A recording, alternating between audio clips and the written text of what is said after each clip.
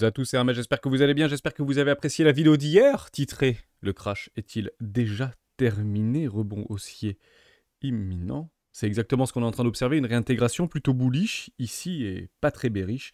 On va parler de tout ça dans cette vidéo, on va reprendre l'actualité. Je voulais faire un top crypto, un top action. Je vais juste en prendre 2 ou 3 et on en fera un plutôt demain puisque il y a tellement de choses à dire et beaucoup de choses à dire. Je vous donne juste ma représentation de la situation. C'est encore une fois extrêmement personnel, vous n'êtes pas obligé de la partager. Et si vous voulez éventuellement me donner votre impression, n'hésitez pas à le faire dans les commentaires. On commence maintenant. Avant de commencer, je vous invite toujours à rejoindre le Discord des rois du marché. Vous trouverez le lien dans la description à l'intérieur dans l'onglet documentation. C'est un petit forum que Géo nous a préparé qui se trouve juste ici. Vous y trouverez la stratégie des 4 rois. N'hésitez pas à l'utiliser, vous en imprégnez, vous en inspirez pour vous aussi trouver votre propre style d'investissement. C'est une vingtaine de pages, très facile à lire, très facile à s'imprégner. Et je l'utilise personnellement depuis plusieurs années sur les marchés traditionnels et les cryptos actifs. On va parler très rapidement sur quelques petites poches de liquidité. On a eu ce magnifique FUD par rapport à toute la journée avec notamment Gary Gensler et notamment la SEC. Vous avez eu pas mal de personnes qui ont essayé de racheter ce DIP. C'était relativement risqué ici. Il n'y avait aucune confirmation quand on a commencé pour les 10 000, 100 000 dollars à pouvoir racheter cette poche de liquidité. Une poche de liquidité pardon, complètement logique qui a été complètement perçue et capturée par pas mal de ways, notamment sur le market. Ici, ce sont des ordres d'achat au marché. C'est ce que nous avons contemplé dans l'order flow. Nous avons liquidé pas mal de boules et à l'inverse, nous avons liquidé pas mal de bears en fin de journée. Les petites ways ici qui ont bien repris au niveau de ce breakout, c'est exactement ce que j'ai suivi personnellement, c'est ce que j'attendais. Donc encore une fois, merci José pour ces informations-là, mais les grosses baleines ne bougent toujours pas, mais que font-elles? La question reste ouverte. On ne pourra malheureusement pas y répondre dans cette vidéo aujourd'hui puisque j'en ai pas la moindre idée. Par contre, si vous avez des pistes, des réflexions, pourquoi ces énormes baleines ne bougent strictement plus, ni vendent ni achètent?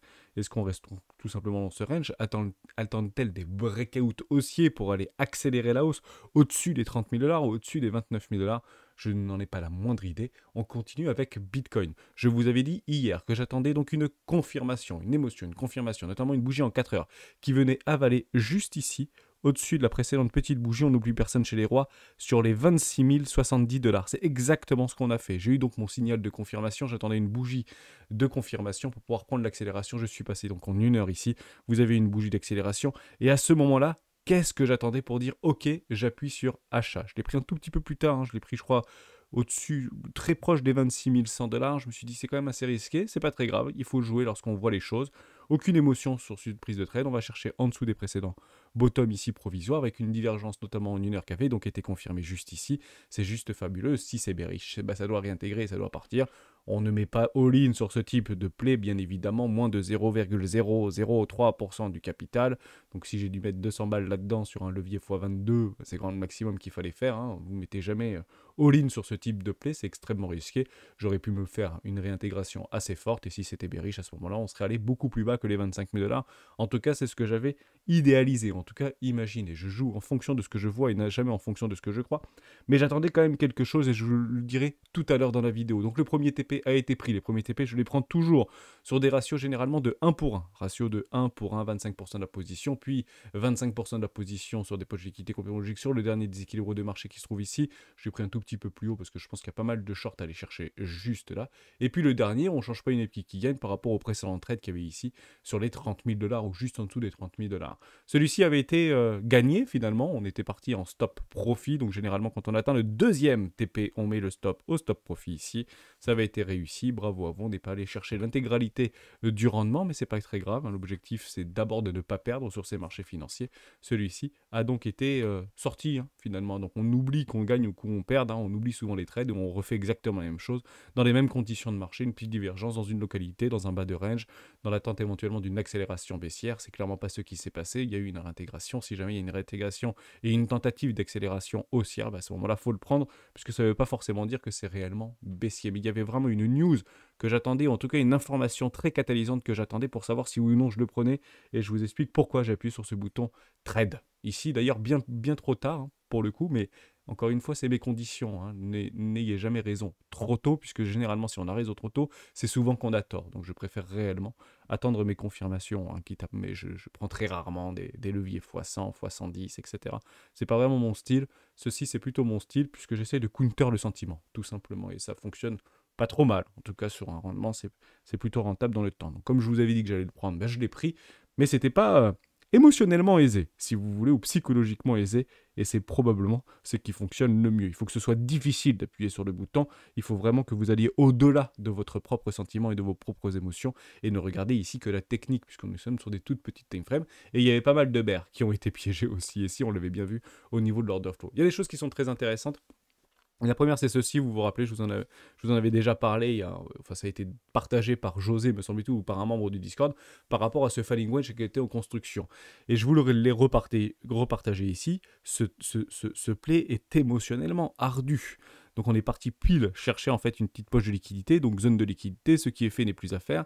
Et puis derrière, on est en train de tenter la réintégration. Et comme on était en haut, je me suis dit, ok, bah, il y a peut-être un truc qui est en train de se passer, et si on le colle ici, bah, c'est plutôt bien représenté, mais honnêtement, on n'était pas nombreux à le penser, ça, ou en tout cas à le croire, et de toute manière, on n'investit pas dans ce que l'on croit, on investit et on traite toujours en fonction de ce que l'on voit, donc ce falling wedge n'est pas encore prenable, puisqu'il faut aller chercher en fait la confirmation au-dessus des 28 000 $ ou au-dessus des 28 300 $. Mais honnêtement, c'est relativement ressemblant pour aller chercher l'objectif qui se trouve vers les 33 000 $, hein, la fameuse Target Mest, ou un tout petit peu avant, mais je trouvais ça plutôt intéressant. Ce truc-là, bah, c'est juste de la technique. Hein. On obstrue, si vous voulez, toute la partie psychologique, toute la partie fun, toute la partie news, toute la partie de tout ce que vous voulez. En tout cas, ça tente à se produire. Maintenant, il n'y a pas de confirmation sur ce falling wedge, il faudra bien attendre la cassure et donc l'accélération finale pour aller chercher potentiellement des 5 par extension, hein, qui pourraient nous envoyer bien plus haut que les 33 000 $. Il y a certaines cadettes totalement d'idiotistes qui se trouvent aux alentours des 50 000 $, hein, me semble-t-il, et c'est pas complètement déconnant. Maintenant, à savoir si oui ou non on a le bottom définitif, j'en ai pas la moindre idée. On peut continuer à aller chercher sous les 25 000 $ pour pouvoir repartir to the moon, j'en ai pas la moindre idée, voire s'écraser complètement au sol. Pour l'instant, je n'ai pas ces informations-là, en tout cas, je ne les vois pas, et si je ne les vois pas, je ne peux pas les constater, donc très difficile à jouer. Bien que nous avons eu quelques confirmations, et notamment une confirmation de réintégration. Je vais vous parler d'Ishimoku Kinkoyo parce que c'est extrêmement pertinent ce qu'on est en train de voir sur Ishimoku Kinkoyo. Je vais vous montrer deux petites choses. La première, c'est en daily avec une réintégration. Ça doit faire probablement sourire Karen Perrol, puisque honnêtement, elle n'y pensait pas, cette réintégration au-dessus de la King Juice. Regardez sa petite vidéo d'hier, je l'ai regardée hier, c'est clairement pas ce qu'elle envisageait, mais ça ne veut pas dire qu'elle avait tort. Encore une fois, c'est en fonction de ce que l'on voit et non pas en fonction de ce que l'on croit. Même maintenant, on le constate. Et quand on constate ce type de choses, avec un arrachement aussi, une accélération aussi, une réintégration sur le range précédent, bien que nous sommes un petit peu en bas de ce range précédent, bah c'est plutôt extrêmement joli à observer qu'on est rattrapé au niveau de la King June et la Tenkan.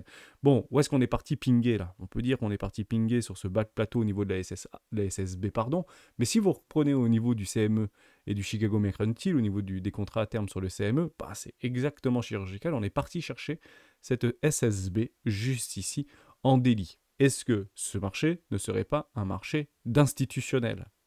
Je pense que depuis plusieurs mois maintenant, voire années, nous sommes dans un marché d'institutionnel. C'est un marché extrêmement spéculatif, nous travaillons que sur de la promesse, c'est donc un marché d'institutionnel. L'adoption de masse n'est pas encore d'actualité.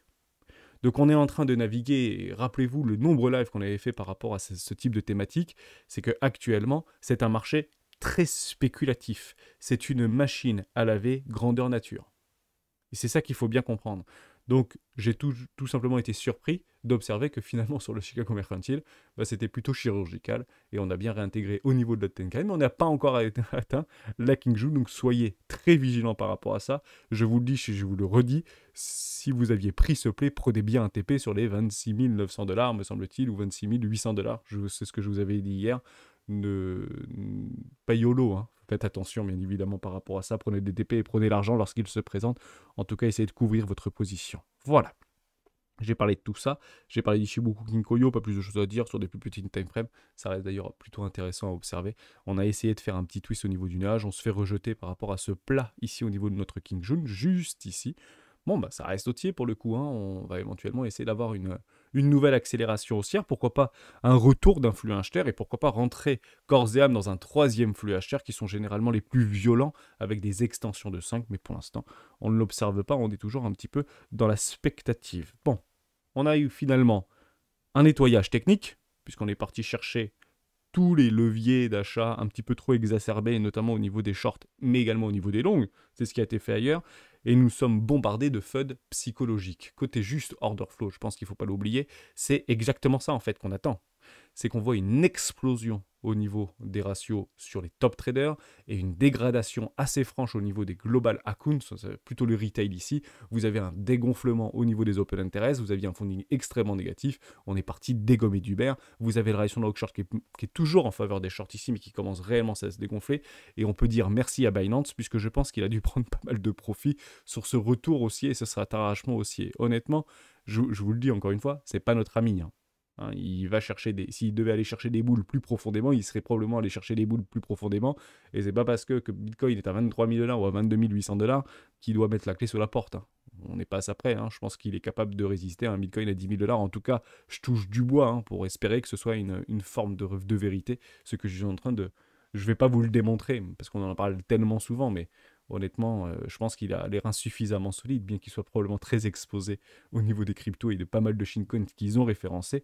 On parle de shitcoins, c'est peut-être un petit peu péjoratif, mais ce sont peut-être des tokens qui n'ont pas une réelle utilité ou une vision utilitaire dans les 10 prochaines années, hein. On peut appeler ça un shitcoin, si vous voulez. Vous avez peut-être une autre définition, mais grosso modo, tout ce qui n'existera peut-être plus dans 10 ans seront considérés, bien évidemment, comme des tokens sans grande utilité, si vous voulez. Et ça ne veut pas dire qu'aujourd'hui, il y a des tokens qui ont une forte vision, une forte mission, une réelle réponse à une problématique visée et donnée, qui ne se transformeront pas tout simplement en strictement rien dans 10 ans, hein. C'est toujours la même chose, mais ne mettez bien évidemment pas tous vos œufs dans le même panier. Donc on avait vu, hein, cette explosion au niveau du BUSD, on l'a beaucoup partagé sur le Discord des rois du marché. Binance tente de sauver ce marché. C'est lui qui est à la manœuvre actuellement. Et puis il a pris un petit peu de profit sur ce petit pic ici, sur la réintégration. Bon, et ben c'est formidable, on est très content de l'apprendre. Et pourquoi pas prendre d'autres copains pour pouvoir éventuellement t'aider à continuer à pousser ce marché. Il faudra bien évidemment pour cela que la grande majorité soit encore baissier. On fait quelques petites news, puisqu'on ne pouvait malheureusement pas faire un magnifique top action et top crypto, donc on essaye de le faire demain. J'espère que ça va un petit peu se calmer tout au long de la journée, qu'on va pouvoir retrouver un petit peu nos esprits. Je commence par celui-ci. Who protect you more? Qui vous protège le plus? C'est pas moi qui le dis, c'est CZ. La SEC ou Binance? Bon, moi j'ai mis la SEC, puisque ça fait quand même son boulot en fait de protéger les petits porteurs et les petits investisseurs, si vous voulez. Donc j'ai mis la SEC qui nous protège le plus. Je le dis, je le répète, Binance n'est pas notre ami. Néanmoins, dans la cryptosphère, bien évidemment ceux qui le suivent, mais même si vous n'êtes pas sur Binance, honnêtement, je vous invite à le suivre quand même, ce bonhomme-là, c'est le patron, hein. C'est quasiment 70% de la supply est actuellement sur... de la valorisation de la supply, si vous voulez, est actuellement sur Binance. C'est un mec qui détient 700 000 bitcoins, donc enfin un peu moins maintenant, mais on va en parler juste après. Donc apparemment, 85% des gens ont plus confiance en Binance qu'en la SEC.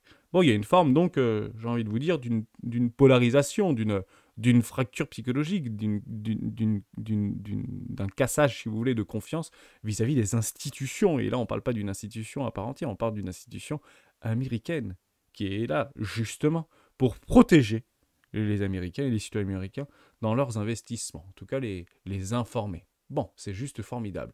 Donc c'est une réponse par rapport aux attaques de la SEC, bien évidemment. Donc on peut finalement toujours aller un tout petit peu plus loin dans la réflexion. Ça veut dire quoi?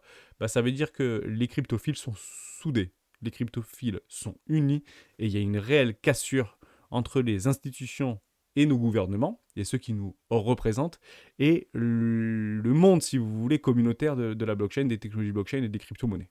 Il y a une scission qui est extrêmement franche. C'est pas du 50-50, c'est pas du 60-40, c'est du 85-15. C'est énorme.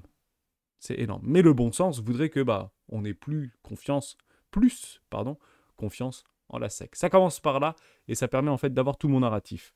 On commence par ici. Ensuite, il y a Watcher Guru qui tweet « 10 États américains intentent une action en justice contre Coinbase pour avoir enfreint la loi des valeurs mobilières. » Une dizaine, je pense qu'il y en aura très probablement d'autres. Actuellement, il y a 50 États aux États-Unis, il y en a 10 donc qui intentent une action en justice contre Coinbase. Illinois, Vermont, Alabama, Kentucky, Californie, Maryland, Wisconsin, Washington, New Jersey et Caroline du Sud. Vous allez me dire, c'est normal, c'est que des démocrates. Non.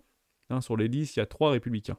Pour être tout à fait honnête avec vous, me semble-t-il, je les reprends, Vermont, Alabama et Caroline du Sud, il me semble que c'est républicain, depuis les 3 derniers mandats, me semble-t-il.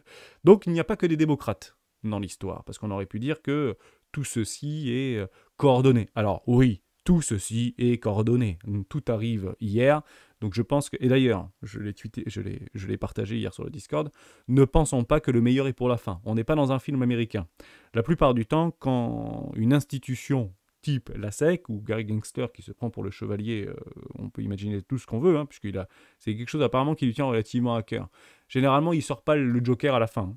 C'est au début hein, qu'il met les plus grosses armes qu'il peut avoir. Donc tout a été vomi, si vous voulez, hier. Donc tout ce qu'on est en train de voir et tout ce qui est apparu par rapport à Binance, puis Coinbase, puis comment ça s'appelle, les gouverneurs, qu'ils soient républicains ou démocrates, etc. Tout ça, ça a été soigneusement calculé. Hein. C'est pas quelque chose de nouveau. C'est pas, bah tiens, bah lui il attaque, donc moi aussi je vais attaquer. Non, tout ça c'est parfaitement construit. C'est une attaque ciblée, c'est une attaque volontaire pour tuer la crypto. Voilà, on rentre en guerre contre la crypto. Donc c'est aujourd'hui qu'ils ont choisi, ou hier, pardon, qu'ils ont choisi peut-être de nous faire ce fameux bouquet final. Mais ce n'est pas tout. Ça aussi, c'est très intéressant. La SEC accuse Binance de mélanger les fonds crypto de ses clients. Bon, alors, il l'accuse de mélanger, c'est pas d'avoir mélangé, parce qu'il y a eu des suspicions en 2020, 2021, etc., comme quoi c'était pas si clair. Bon, c'était pas si clair, c'était le début, Binance se structurait, c'était une belle boîte déjà à ce moment-là, qui commençait à prendre une certaine longueur d'avance par rapport à ses concurrents, qui ont bien réussi à mener la barre, qui sont toujours là aujourd'hui, bien qu'il y ait eu un bear market relativement saignant, avec des parties prenantes plus ou moins fréquentables, si vous voulez. Et bien aujourd'hui, la SEC accuse clairement Binance d'être exactement dans la même situation vis-à-vis de FTX, et on parle même que CZ aurait acheté des yachts, etc., ou des maisons de luxe, un petit peu à la sauce FTX. Bon, tous les coups sont permis, j'ai envie de vous dire. Alors, est-ce qu'on le croit? Est-ce qu'on le croit pas? En réalité, on s'en fiche que ce soit vrai, que ce soit pas vrai. Je vais vous expliquer pourquoi on s'en fiche. Puisqu'il y a un truc qu'il essaye de faire, en fait, Gary Gensler. Il y a un seul truc qu'il essaye de faire, et comme ça ne suffisait pas, il balance ça encore derrière sur un dossier, sur une petite par rapport à ses 134 pages. Breaking! La SEC demande le gel des avoirs de Binance aux USA. Bon, vous avez compris un petit peu tout le mécanisme. Qu'est-ce qu'aujourd'hui la SEC essaye de faire à Binance? Le tuer? Oui, mais comment? En essayant d'orchestrer un bank run. Voilà l'objectif de la SEC. C'est qu'ils essayent à tout prix d'enclencher un bank run. Et si Binance subit ce bank run et ne parvient pas à rembourser l'intégralité de ses fonds, la SEC aura donc gagné. La SEC aura donc raison. Eh oui! J'aime bien entendre dire CZ depuis maintenant plusieurs années, vos fonds ils safe. Je l'entends. La question de savoir, c'est est-ce qu'aujourd'hui, Binance peut rembourser Ruby sur l'ongle l'intégralité des crypto-monnaies qui sont actuellement sur son échangeur? Ça, c'est une super question. C'est exactement ce que la SEC essaye de faire. Un bank run à Binance. Bon, est-ce que ça marche, ce bank run à Binance? À ce moment-là, il faut aller dans Glassnode. Et en fait, on ne le voit pas. Vous avez 700 000 bitcoins actuellement sur Binance. Vous avez perdu à 21 000 bitcoins.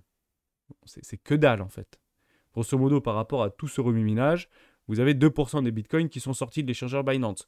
Ça a été retweeté, et je pense que Willy Woo, si vous suivez son Twitter, c'est clairement ce qu'il regardait depuis le début de la journée. Est-ce que, oui ou non, il y a un semblant de buck run sur Binance? À ce moment-là, et si je voyais qu'il y avait une accélération au niveau des retraits, que ce soit Binance, alors on n'a pas Binance US, donc je ne sais pas si c'est exactement la même chose au niveau de Binance ou Binance US, j'en ai pas la moindre idée, mais bon, si on en croit Gary Gensler, tout est mélangé, donc bon, j'ai envie de dire qu'on peut prendre Binance et Binance US dans le même bateau. Honnêtement, je m'en contrefiche que ces fonds soient mélangés, je veux juste savoir si les comptes sont bien équilibrés, c'est tout ce que je demande, moi. Hein, moi, mes bitcoins qui sont actuellement sur Binance, je suis à côté d'un voisin ou à côté d'un copain ou à côté de Hasher ou à côté de qui vous voulez, je m'en fiche complètement. Moi, ce que je veux, c'est que les comptes soient bons, Kevin. C'est ça un petit peu, si vous voulez, que j'attende de ce type d'échangeur. Après qu'il y ait une adresse par détenteur, je m'en fiche complètement. Sécuriser mes fonds, c'est tout ce que je vous demande.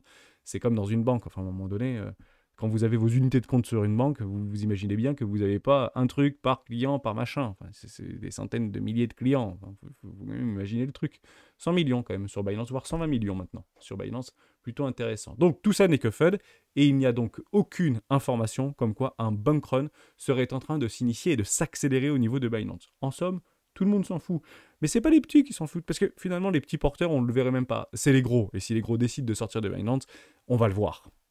Et Willy Woo a regardé ça toute la journée d'hier. À ce moment-là, je n'observe rien. Il est 17h30. Ok, pas de bank run alors que la SEC a mis toutes ses armes. J'appuie sur buy à ce moment-là. Bingo. TP réussi. C'est exactement ce que j'attendais. Ce n'est pas fini. Le président de la SEC, Gensler, affirme que nous n'avons plus besoin de plus de monnaie numérique alors que l'agence poursuit Coinbase et Binance. Bon, grosso modo, il dit on n'a pas besoin de monnaie numérique, on a le dollar. Mais il a raison. J'ai juste envie de vous remettre dans le contexte parce que j'ai eu pas mal de commentaires pour me faire l'avocat du diable vis-à-vis de Gensler. Honnêtement, je pense qu'on va apprendre des trucs juste fous. Dans les 4, 5, peut-être 6 prochaines années, allez, 10 prochaines années grand maximum, c'est généralement à ce moment-là où ils ont peut-être des levées de boucliers par rapport à des clauses de divulgation ou des clauses, je ne sais pas comment on peut trop dire ça. C'est honnêtement, je pense que tout ce qu'il fait, il le fait peut-être pas de bon cœur. Donc aujourd'hui, il est à la tête de la SEC, donc c'est lui le punching ball, si vous voulez, qu'on l'aime ou qu'on l'aime pas, on s'en fiche complètement, mais c'est pas lui le patron de manège, hein. Il ne faut pas penser que c'est Gary Gensler. Je pense que je ne serais pas complètement surpris que dans Netflix, dans 7 ans, par exemple, on ait en fait le réel visage de Gary Gensler par rapport à toute cette mascarade ou tout cet abattage, si vous voulez, vis-à-vis des cryptosphères, de la cryptosphère entre l'année 2022 et l'année 2023. Je pense qu'il va nous parler peut-être. Je pense profondément que la plupart des gens, et j'espère que la plupart des gens qui nous gouvernent, ont au fond d'eux un bon fond. Hein, il faut, je pense, partir de ce pied-là, au même titre que je pense que les gens qui nous parlent nous disent la vérité. Voilà, les gens qui nous parlent au quotidien, nos amis, notre famille, nos collègues de travail, ben, nous disent la vérité. Vous imaginez bien que si on passait notre temps à se mentir, je ne dis pas qu'on se ment pas. Je dis juste qu'il faut toujours essayer de regarder, pas forcément le verre à moitié vide, mais peut-être aussi le verre à moitié plein. Et je serais très curieux de voir un petit peu ces, comment on peut dire ça, ces révélations. Mais pas aujourd'hui, quand il sera plus en fonction, etc., par rapport à Gary Gensler. Et je pense qu'il nous en dira pas mal sur le bitcoiner maximaliste qu'il est devenu. Peut-être. Mais aujourd'hui, vous imaginez bien que ce bonhomme-là, il est pieds et poings liés. Qu'est-ce que vous voulez qu'il fasse de plus? Si Joe Biden a décidé de rentrer en guerre contre les crypto-monnaies, vous pensez que c'est Joe Biden qui va parler toutes les 5 minutes pour dire crypto-monnaie, allez au feu, crypto-monnaie, on a le dollar. C'est pas son job. C'est pas son job de faire ça, Joe Biden. Joe Biden, on lui demande de diriger un pays. On lui demande pas d'attaquer les cryptos. Rien à cirer. Non, c'est le boulot de Gary Gensler. Gary Gensler est payé pour pouvoir dire ce type de choses et pour pouvoir initier ce type de choses. Mais toujours sous la gouvernance de son patron. Son patron, qui c'est Joe Biden. On est bien d'accord avec ça. Donc il ne faut pas lui en vouloir. Alors oui, peut-être que s'il n'est pas d'accord avec son patron, il pourrait démissionner. Je ne dis pas du tout le contraire. Mais maintenant, je pense qu'on en aura ça. On en apprendra bien plus dans les 5 ou 6 prochaines années. Et je pense réellement qu'on en surprendra tout le monde. Je vous le dis franchement, on s'en fichera complètement dans 5 ans. On s'en fichera royalement dans 5 ans. Mais c'est comme ça. Généralement, quand vous êtes... vous savez, c'est comme un ministre français, ça on l'a beaucoup entendu. Un ministre, c'est soit vous vous taisez, soit vous partez. Hein. C'est à peu près ça. Et généralement, les ministres se taisent, et puis c'est après qu'ils ouvrent leur bec. Bien plus tard. Dixit à Montebourg. Regardez quelques petites vidéos qui tournent actuellement. Je trouve ça plutôt intéressant. Mais ce n'est pas tout. Bitcoin Magazine qui essaye d'enfumer le truc. Alors, est-ce qu'il a fait une sponsor avec Gary? J'en sais rien, ou avec la SEC. Retirez vos bitcoins des exchanges. Bon, personne n'a vraiment compris pourquoi ils avaient titré ça. Mais en fait, ce qui peut-être qu'il a peut-être du mal à comprendre en fait au niveau de la SEC, au niveau de Gary, je pense qu'il ne comprend pas ce monde des cryptophiles. Il ne comprend pas ce monde en fait de cette. Peut-être qu'il comprend la technologie en elle-même, qui fait d'ailleurs peur, puisque honnêtement, elle est probablement redoutable, cette technologie blockchain. Mais ce qu'il ne comprend pas, c'est les humains qui sont derrière. Nous, en fait. On ne cesse de répéter, et je pense qu'aux États-Unis c'est pareil, je pense qu'en Australie c'est pareil, je pense qu'en Asie c'est pareil. Ne mettez pas tous vos œufs dans le même panier, ne mettez pas all-in au niveau de vos économies sur les échangeurs centralisés. Sortez vos bitcoins des échangeurs. En fait, on n'a pas attendu Gary, on n'a pas attendu Bitcoin Magazine pour sortir nos trucs. On le dit depuis des mois. Vous pensez bien qu'on a été vacciné à plusieurs reprises sur FTX. Aujourd'hui, pourquoi on n'observe pas finalement ce bank run généralisé? Parce qu'il a tout simplement déjà eu lieu. Rappelez-vous, il y a quelques mois en arrière, Binance a vécu ce fameux bank run. Il est là, le bank run de Binance. Ça fait mal, hein. Ne pensez pas. Hein. D'ailleurs, il tweetait en permanence « Je vous invite à vivre la même chose que moi ». Bon, qu'est-ce qui s'était passé là? Vous vous souvenez de ce qui s'était passé là? Bon, finalement, c'était plutôt pas mal pour Bitcoin. Mais bon, je pense qu'il a réussi à montrer patte blanche. En tout cas, ce qu'il a proposé Binance a montré patte blanche. Je ne dis pas qu'il est blanc comme neige. Je ne dis pas que c'est notre ami. Je ne dis pas... Je pense probablement le contraire. À ces niveaux-là, je pense que vous avez d'autres inspirations. Ces mecs-là sont dans la stratosphère. Si c'est le pote d'Elon Musk, c'est probablement pas pour rien. S'il a racheté Twitter avec lui, en tout cas s'il a participé à ce rachat. Pas plus de choses à dire jusqu'ici. Je vous montre juste une toute petite news qui est extrêmement importante, puisque je voulais vous parler de l'action Hood, de Robinhood. Examine activement l'inscription de soldes, d'autres jetons nommés dans le procès de la SEC, etc.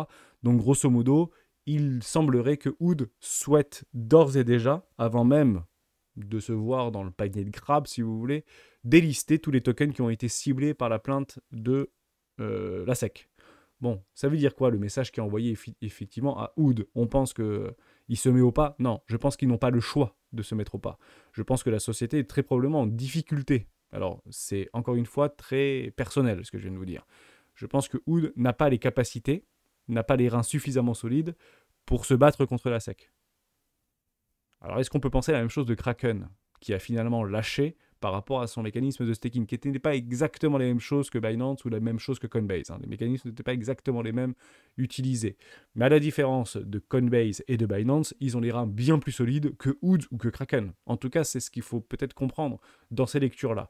Donc, bon, est-ce qu'on peut éventuellement investir dans Hood? Eh ben moi, à ce moment-là, j'attendrais bien une retour de tendance. C'était juste, en fait, un petit clin d'œil que je voulais vous faire. Je ne me mettrai pas au lead là-dessus, pour être tout à fait honnête avec vous. Alors oui, la charte est magnifique, tout ce que vous voulez, etc. Mais on va attendre, si vous voulez, de vraies structures, de vraies confirmations. Attendez toujours ces confirmations avant de vous exposer. Parce que ce truc-là ne vous dit rien que « Ok, c'est plat ».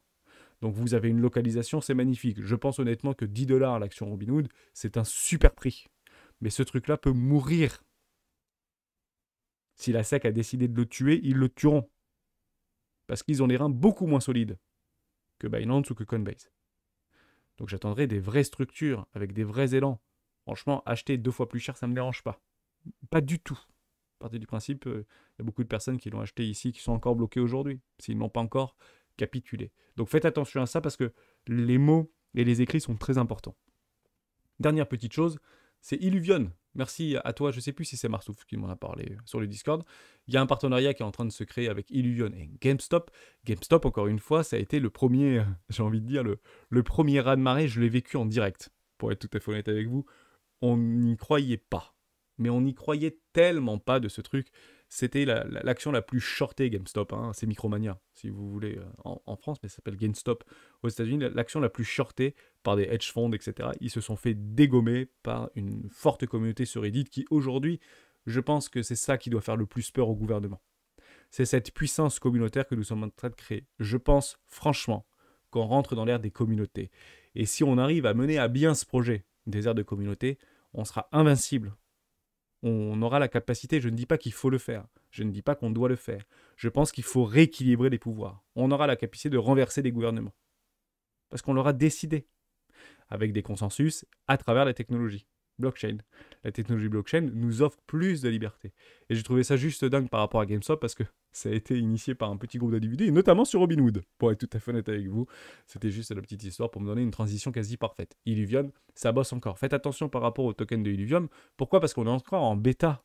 On n'a pas encore envoyé le raz-de-marée par rapport à tout l'argent qu'ils ont réussi à lever. Ils ont beaucoup d'argent, Illuvium. Ils continuent à bosser, ils essayent de recruter les meilleurs ingénieurs. Ils ont la prétention de créer le jeu de AAA sur une nouvelle licence. Donc c'est beaucoup plus difficile de créer du Illuvium que du Pokémon Go, si vous voulez. Puisque Pokémon Go, c'est en fait finalement toute une histoire, toute une communauté derrière, des passionnés qui sont derrière. Donc créer en fait une nouvelle histoire, une belle histoire autour d'Illuvium, ça prend du temps. Ça ne se fait pas en un claquement de doigts. Je sais que nous, cryptophiles, on est plutôt pressés parce qu'on aime un petit peu la volatilité, mais soyez extrêmement patients puisqu'il y a des choses qui se passent qui sont extrêmement jolies sur Illuvium ILV. Moi, je trouve ça très très beau. Il n'y a pas de problème. Bon, je l'ai pris un petit peu high. Je ne vais pas vous dire le contraire. Je pense que... Mais honnêtement, c'est encore en bêta. Il y a des petits bugs, il y a des petites choses comme ça. La communauté qui sont derrière, et si vous êtes derrière, je pense que vous avez pas mal de choses qu'il faut remonter et que vous remontez régulièrement au niveau de ce petit token. Mais actuellement, jusqu'à preuve du contraire, ça tient complètement les lots. On attend des magnifiques structures. Je remets exactement le truc, mais juste on le déplace un tout petit peu. Ceci étant dit, vous pouvez aller sur un investissement là-dedans. Je ne dis pas que c'est complètement délirant. Sous les 50. Je sais que c'est pas délirant, mais les plus patients, Sur un investissement à l'aveugle, c'est pas délirant. Moi, je peux pas le faire. J'ai fait un investissement de ici sur l'arrachement haussier, sur le retour de l'arrachement haussier. J'aime beaucoup ce type de structure. Bon, bref, c'est pas très grave. Mais vous attendrez éventuellement les 100 $. Vous dites, oh putain, 100 $, c'est beaucoup, etc. Oui, mais ce machin, il est monté à 1300. Hein. Rappelez-vous, hein. Je ne dis pas qu'il ne reviendrait pas à 1300 $. Je ne dis pas qu'il reviendra à son attache. Je dis juste qu'il. Attendez la force, ne bloquez pas du capital inutilement. C'est comme sur Oud, mettre une pièce sur 10 balles sur Oud, c'est bloquer du capital pendant les 3 prochaines années, voire de le voir se déprécier. Attendez bien la force du mouvement. Prenez la vague. La vague a été donnée en fait sur Matic notamment. Et je finirai là-dessus cette petite vidéo qui va durer peut-être longtemps. Matic. Vous avez vu en fait ces magnifiques arrachements aussi, on n'a pas vraiment de structure. Les V-bottoms sont menés à être retestés. On attendait ces retours au niveau des V-bottoms. Bon, et honnêtement, par rapport à tout ce fun d'hier, Matic il réagit pas très bien. Hein, on le voit ici. Hein. Ça a un petit peu baissé, on vient casser les précédents lots au niveau de Polygon Matic Network, c'est juste formidable. J'avais mis un pending exécution, et on était là. Hein. Je dis, c'est pas grave, je le mettrai beaucoup plus haut, mon pending exécution, dans une petite zone sur la poche de liquidité. C'est pas grave, je déplacerai au niveau de mon curseur ici. Et honnêtement, on a peut-être bien fait de patienter un petit peu. Donc j'aurai mon pending exécution dans cette petite poche de liquidité, parce que je pense, honnêtement, encore une fois, c'est ce que je pense, c'est ce que je crois, je ne le joue pas, j'attends que le marché vienne à moi. Hein. C'est toujours la même chose. C'est pas complètement délirant de reprendre une position sur Matic là-dedans, j'en sais rien si vous êtes fan de cette crypto, mais quand je mets quelque chose en place, j'aime bien en fait que le cours me donne raison, que le marché vienne à moi. Parce que hier, il y a eu une bonne remontada au niveau d'Ethereum, au niveau de Bitcoin et de pas mal de cryptoactifs, hein, ne nous trompons pas. Polygon Matic, il est peut-être bien décidé à aller chercher la poche de liquidité un peu plus bas. Hein. Ici, je vous la mets ici en gros. Donc on verra si oui ou non ça me donne. Alors ça peut très bien aller là et repartir beaucoup plus bas. Hein. Je ne dis pas du tout le contraire. Mais pour un investissement, hein, ça fait longtemps que je voulais m'exposer sur Matic. Et je pense que on va pouvoir me donner très probablement zone de liquidité d'achat. On peut dire éventuellement liquidité ou liquidité de longue ici. Ouais, je dirais plutôt liquidité de levier d'achat. Bon, c'est juste là. Donc je capturerai cette liquidité là pour mettre un investissement. Hein, juste sur la neckline de ce précédent W, probablement weekly, hein, qui est plutôt joli juste là. Le wake check, on peut se le faire entre les 0,60 et les 0,70. Mais honnêtement, voilà, ça a déjà perdu 45% de sa valo. Alors, on va pas parler de Chili's, on va pas parler de tout ça. Hein, c'est à peu près la même chose, si vous voulez. Mais voilà, attendez bien que le cours vienne à vous. Pour l'instant, les structures ne sont pas données sur le marché en lui-même. Hein. Prenez le crypto total. Si vous prenez les crypto totaux, honnêtement, à part essayer d'initier des exit pumps, je ne vois pas trop ce qu'on pourrait attendre de ce marché-là. Pour l'instant, il n'y a rien qui est en train d'être fait. Hein. C'est important de se remettre ici. Vous mettez en weekly. Bon, on a des structures, c'est plutôt pas mal ici. On essaie de se faire rejeter. Peut-être un magnifique piège haussier. Bon, après, on peut repartir extrêmement fort. C'est clairement ce que j'encadre. Hein. Moi, j'ai un flux, deux flux et éventuellement l'initiation d'un troisième flux. Mais vous voyez, on n'a pas fait des breakouts encore sur le Total Market 2. Donc, vous enlevez Bitcoin. Et si vous prenez le Total Market 3, on est plutôt dans le Bitcoin Season ici. On n'est clairement pas dans le Alt Season, etc. Hein. Actuellement, on est en plein milieu de range. Je ne sais même pas ce qu'on est en train de faire ici. Oui, il y aura probablement des structures. Mais avant cela, peut-être qu'on va encore... J'en sais rien. Hein. Ok. Donc, gardez du cash. Mais pour l'instant, les structures ne sont pas données. Donc... on ne s'investit pas et on ne se surexpose pas sur de l'investissement à gogo ou de renforcement peut-être exagéré sur du dollar cost average. Par exemple, je mettais 100 € par mois. Là, je sens qu'il y a un truc qui est en train de se passer dans la dynamique. Donc, je ne vais pas mettre 100 € par mois. Je vais mettre 300 € par mois parce que je sens que c'est maintenant. Faites attention, la surexposition du DCA. Le plan doit toujours être regardé et constant. C'est ça le secret. C'est la constance, la répétition, la mécanisation de votre agissement et de nos agissements. Sans aucune émotion. Merci à toutes et à tous d'avoir suivi cette vidéo jusqu'au bout. Mais on peut peut-être encadrer une épaule, potentiellement inversée. Mais pour l'instant, rien n'est confirmé. On se retrouve demain dans une prochaine vidéo des rois du Bitcoin. Ciao.